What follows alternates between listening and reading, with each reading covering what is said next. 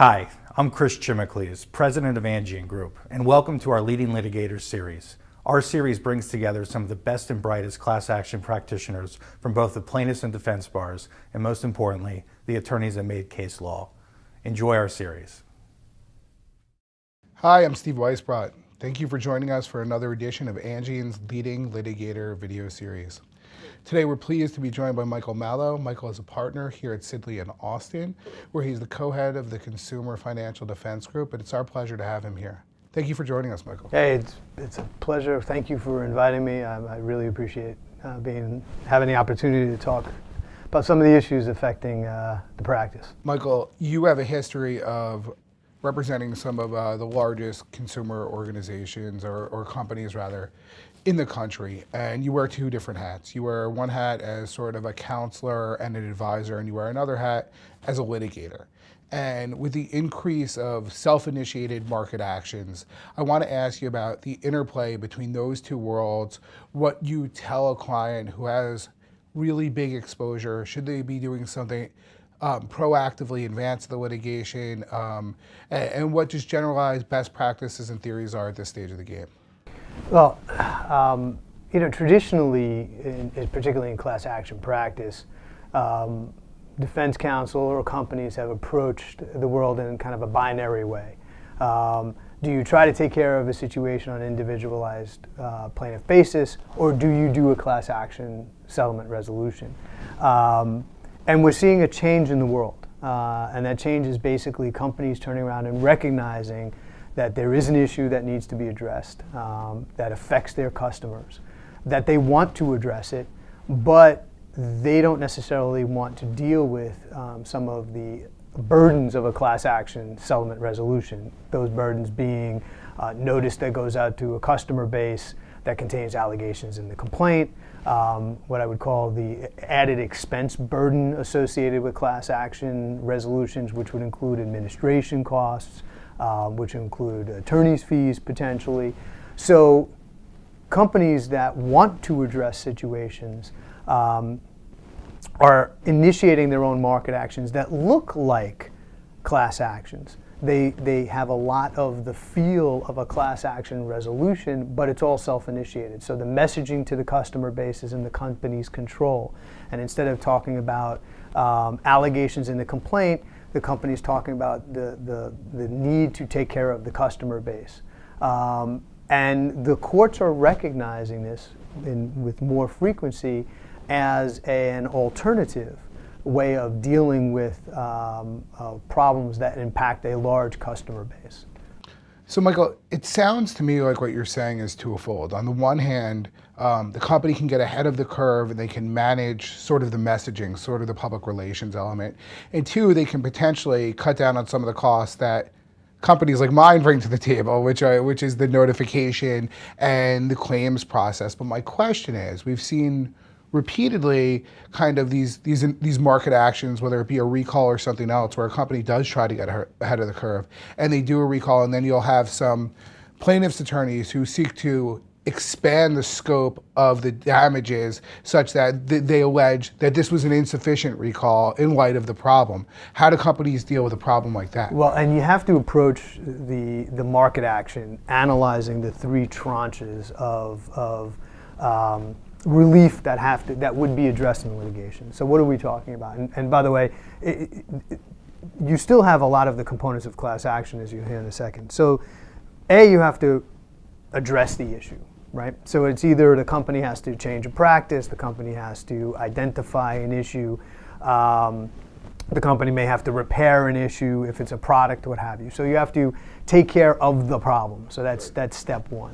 Number two is informational. You need to tell your customer base that the problem exists and it is going to be fixed. And then the third tranche of it is for those who are out of pocket, who may be entitled to compensation, you need a process to address and to make them whole. So in a class action resolution, those are also the same areas of concern, right? You need identification of problem, notice to the class, resolution of the issues, and what have you. And same with a regulatory action. If you're dealing with the FTC or an attorney general, it's going to be the same. So these are the three components that need to be analyzed. So if you're a company and you're trying to do this market action, you've got to robustly address all three of those areas.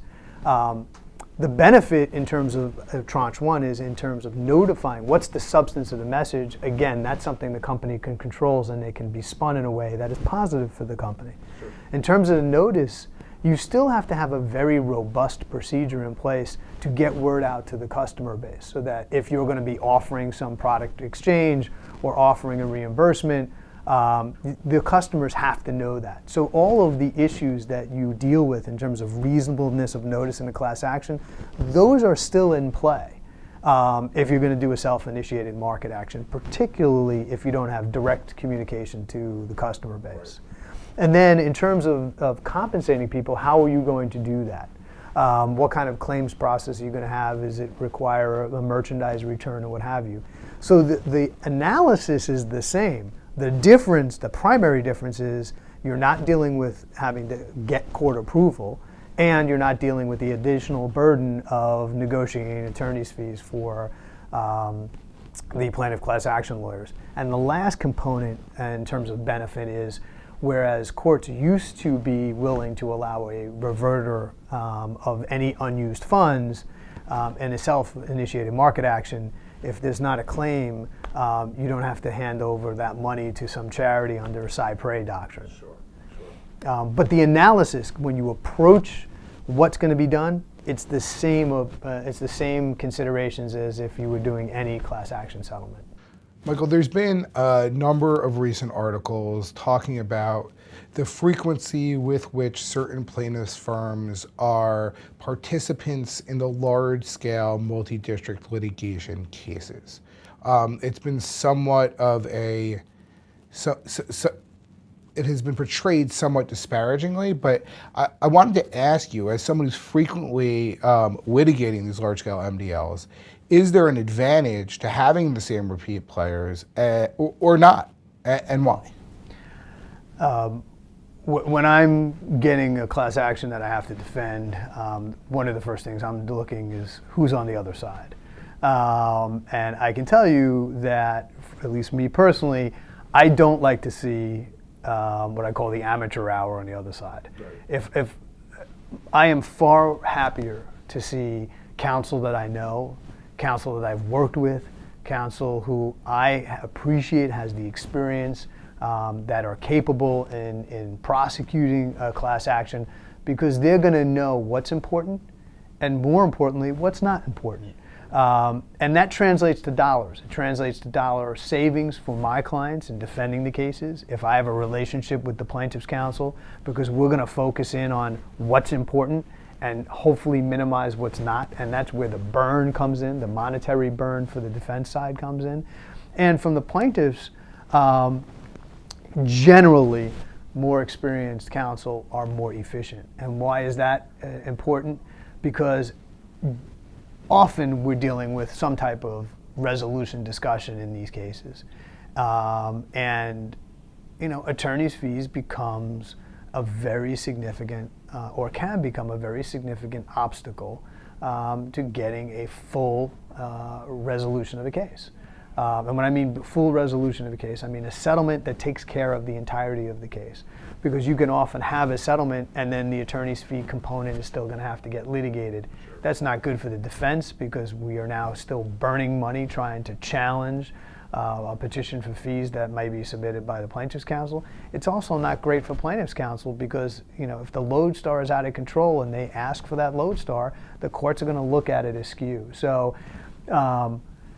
the answer is, yeah, there are a lot of repeat players, and the fact that it was described as an old boys network, I don't know necessarily I agree with that, but you will see the same people over and over and over, particularly in complex class action litigation, and you need to, because those folks on the other, the plaintiffs folks, they need to know what they are doing in bringing these cases, and when you encounter somebody who doesn't, it is an incredibly inefficient, incredibly unnecessarily expensive proposition for both sides.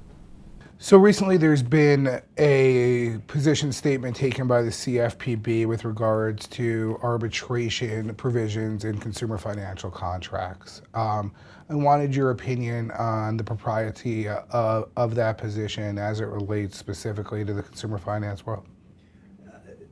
This pronouncement by the CFPB in terms of wanting to get rid of consumer arbitrations, unfortunately, is not a surprise, because if you have been reading what's coming out of the CFPB over the last year and a half or 2 years, and the angle upon which they have been viewing the issue, you knew that this result was going to happen.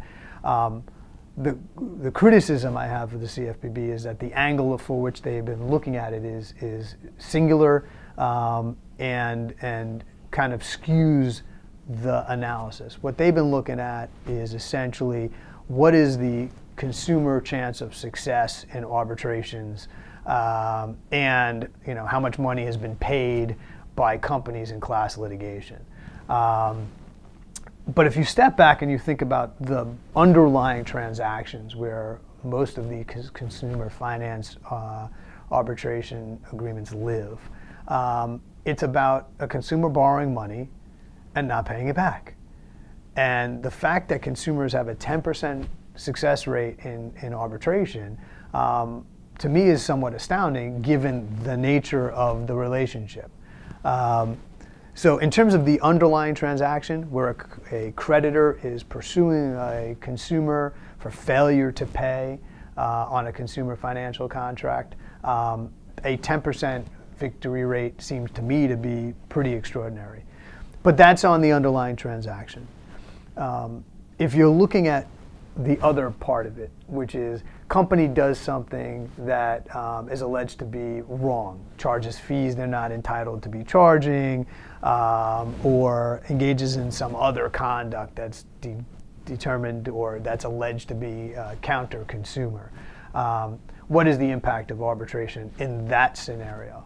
And at the end of the day, I think the CFPB has not looked at whether individual consumers are better off with the results of an arbitration versus they being better off in terms of what they recover in these multi-million dollar class action resolutions. No, I think your point is well taken, but if I could take the contrary position for a minute, there's many who would argue that the ultimate yardstick of success in terms of whether or not we should be using, whether or not arbitration is successful, isn't the amount of money that an individual consumer necessarily receives, but rather the deterrent effect of the payout that the company has to undertake.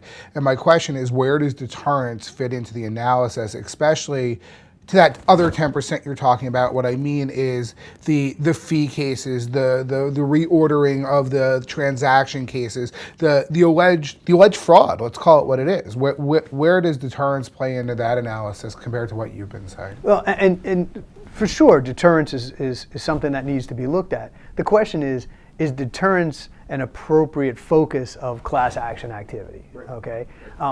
For the most part, class actions don't focus on deterrence. Class actions focus on compensation. Putative class members have suffered an out-of-pocket loss. They've suffered a real injury. They're entitled to compensation for that injury.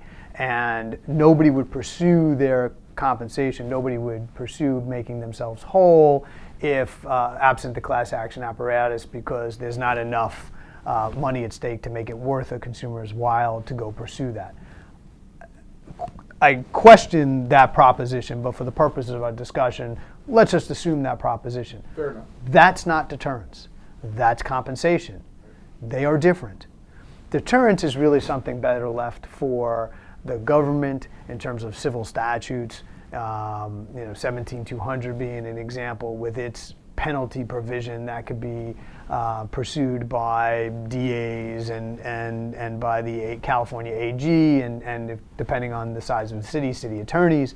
That is where the deterrence comes in. It doesn't play in the class action world all that often. So you have to, the purpose of the class action is to get money into the hands of the people who are supposedly out that money.